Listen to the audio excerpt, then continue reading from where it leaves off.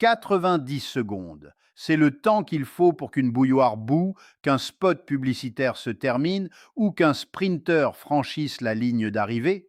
Ce matin-là, la 5e flotte américaine avait 90 secondes entre le premier signal radar et le moment où une réponse était nécessaire.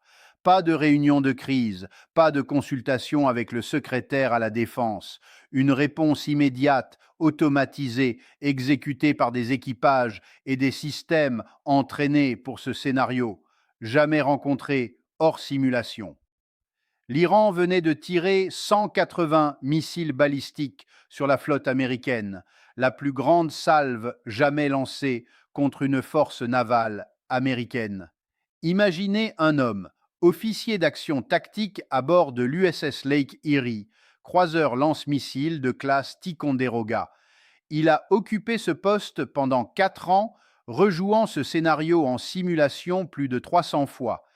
Il maîtrise la logique d'engagement du système de combat Aegis comme un pianiste maîtrise son concerto. Ce matin-là, à 3h54 minutes et 23 secondes, ses écrans s'illuminèrent d'une manière que 300 simulations lui avaient appris à reconnaître, mais que 240 ans d'histoire navale n'avaient jamais produite en conditions réelles. Il ne décrocha pas de téléphone, n'appela pas son commandant. Il activa le mode automatique spécial du système Aegis, car 90 secondes ne laissent aucune place à l'autorisation humaine sur 180 engagements distincts.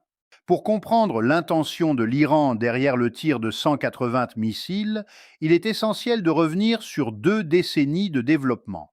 Ce n'est pas seulement une question de missiles, mais de doctrine, de logique stratégique et d'un calcul précis.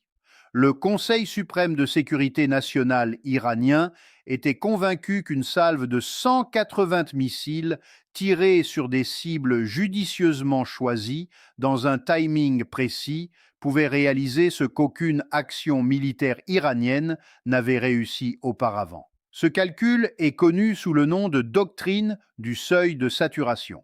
Cette doctrine repose sur une observation clé: le système Aegis a une capacité d'engagement finie. Ce n'est pas une capacité modeste, mais elle a des limites.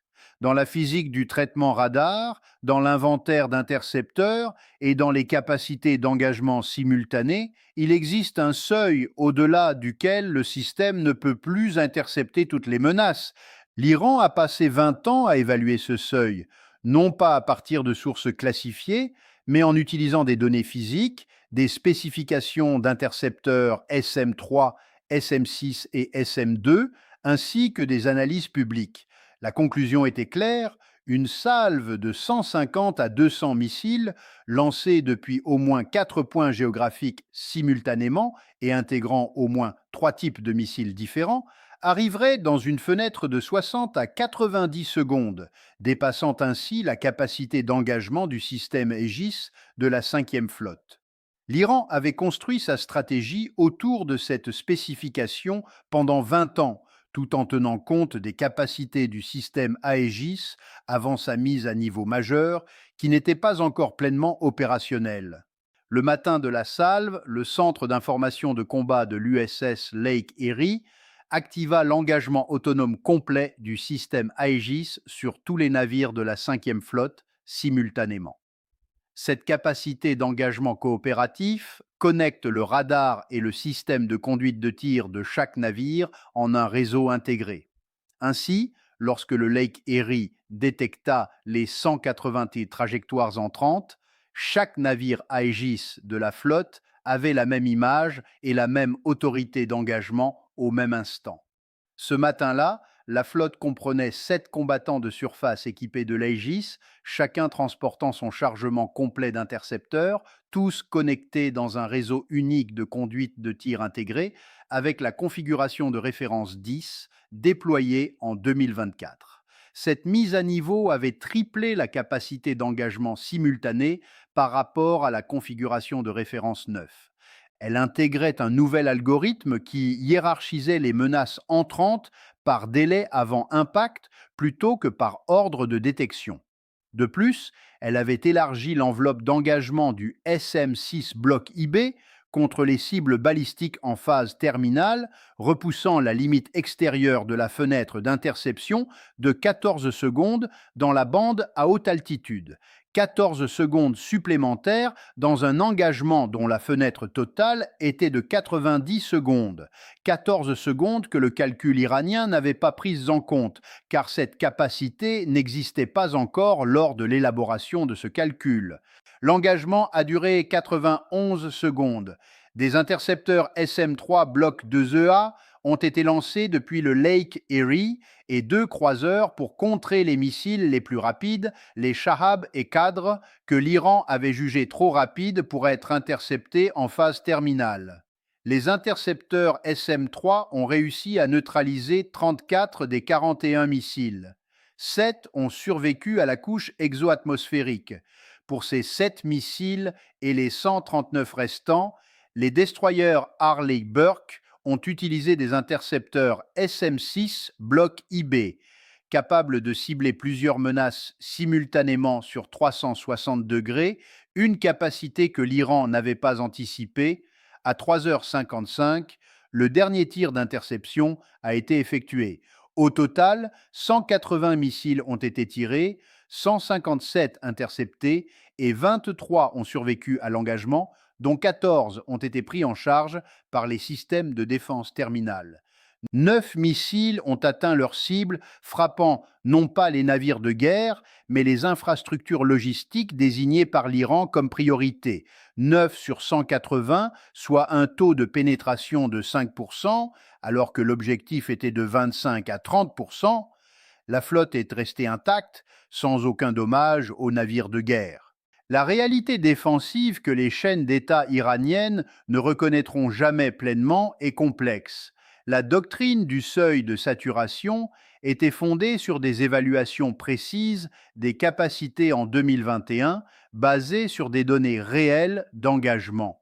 Le cadre mathématique qui a permis d'estimer ce seuil était rigoureux et professionnel, mais la mise à niveau Aegis référence 10, achevée en 2024, a changé la donne. Déployée sur la flotte du Golfe dans l'année précédant l'engagement, cette mise à niveau, bien que classifiée, a modifié les performances de la marine. Les capacités d'engagement simultanées de la référence 10 n'ont pas été publiées dans les documents budgétaires, non pas par secret, mais pour éviter de donner à l'Iran les informations nécessaires pour recalibrer sa doctrine. L'Iran avait basé ses calculs sur les spécifications de la référence 9, tandis que la flotte s'est défendue avec les capacités de la référence 10. Le docteur James Acton, de la Carnegie Endowment for International Peace, a souligné en 2023 que l'histoire de la défense antimissile est marquée par des évaluations qui ne suivent pas le rythme des déploiements.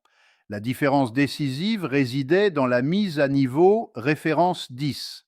L'Iran a passé 2 décennies à construire sa doctrine autour d'un écart de classification visible, tandis que l'Amérique a discrètement comblé cet écart sans en informer personne.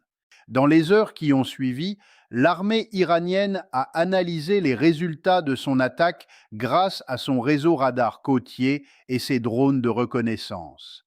La direction de planification stratégique des gardiens de la Révolution a reçu un bilan qui contredisait son modèle pré-engagement sur chaque paramètre significatif. Le modèle prévoyait un taux de pénétration entre 22 et 31%, mais le résultat réel n'était que de 5%. Il estimait la destruction ou l'endommagement d'au moins 3 navires de guerre, alors qu'aucun n'a été touché. Le taux d'interception des missiles SM-3 contre la composante Shahab était estimé à 67%, mais il a atteint 83%. De plus, l'arc d'engagement du SM-6 Block IB, prévu à 180 degrés, a performé sur 360 degrés. Chaque paramètre a divergé du modèle, favorisant l'Amérique, révélant une sous-estimation systématique des capacités du système mis à niveau. 18 heures après l'engagement, le général Salami est apparu à la télévision d'État, revendiquant un succès opérationnel et présentant les 9 impacts comme preuve de la capacité de l'Iran à percer les défenses américaines. Il a omis de mentionner les 171 missiles manqués, l'état de combat de la flotte ou l'écart entre projections et résultats réels. Cependant, dans les bureaux de planification stratégique de Téhéran, ceux qui connaissaient les véritables chiffres faisaient face à un écart que nul communiqué ne pouvait effacer. Dans les 72 heures qui suivirent, un mouvement significatif se fit sentir dans toute la région du Golfe. L'Arabie saoudite reçut un rapport d'après-action détaillé sur les performances de l'Aegis, un document qui suscita à la fois réassurance et inquiétude chez le ministre de la Défense. Il était rassurant quant aux capacités américaines, mais alarmant en raison de l'écart entre ses connaissances et les résultats réels du système. Les Émirats arabes unis convoquèrent d'urgence leur Conseil suprême de défense, non pour traiter une menace immédiate, mais pour s'interroger sur les prochaines actions de l'Iran et le temps qu'il lui faudrait pour adapter sa doctrine. Le Qatar demanda une révision accélérée de l'intégration de la défense aérienne conjointe. À Bahreïn, un engagement sans précédent émergea, une déclaration publique reconnaissant explicitement le rôle de l'architecture défensive américaine dans la sécurité régionale. L'Iran avait lancé 180 missiles pour mettre en lumière la vulnérabilité de la flotte américaine. Chaque allié du Golfe utilisa ces résultats pour plaider en faveur d'une intégration plus poussée avec cette même architecture défensive.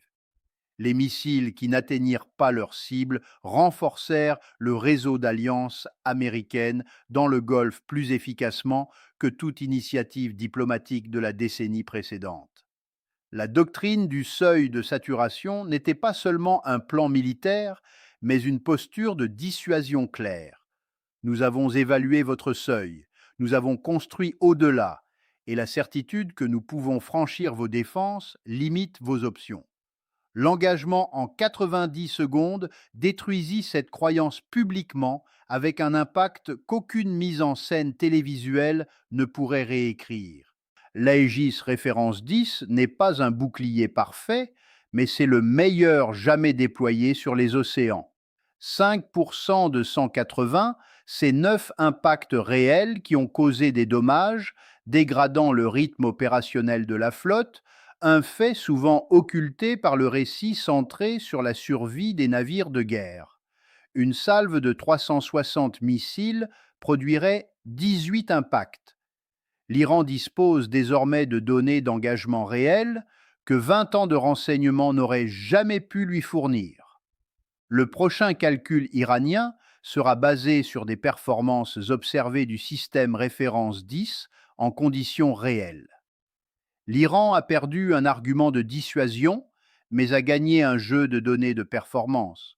Cependant, une plus grande salve signifie des coûts plus élevés, une diversité accrue implique des exigences techniques plus complexes sous sanction, et un délai prolongé signifie des années où la marine n'est pas immobile, permettant à la référence 11 d'avancer. La véritable contrainte sur l'Iran n'est pas le plafond de performance de l'Aegis, mais la course entre son calendrier de calcul et celui de la mise à niveau américaine. L'officier d'action tactique de l'USS Lake Erie n'improvisa pas. Il appuya sur le bouton requis par le protocole avec la confiance d'un homme qui l'avait fait 300 fois en simulation, faisant entièrement confiance au système. Cette confiance a été bâtie par chaque maillon de la chaîne invisible de compétences professionnelles, produisant un système capable d'intercepter 157 trajectoires sur 180 en 91 secondes. Il retourna à son poste, car l'engagement se termine, mais le quart continue. À Téhéran, le travail a déjà recommencé. L'Iran calculera un nouveau seuil, tandis que l'Amérique construira au-delà avant qu'il ne le trouve. Ce n'est pas une défaite pour l'un ou l'autre camp, c'est la dissuasion. La course se poursuit entre la patience nécessaire pour calculer et la capacité requise pour dépasser ce calcul.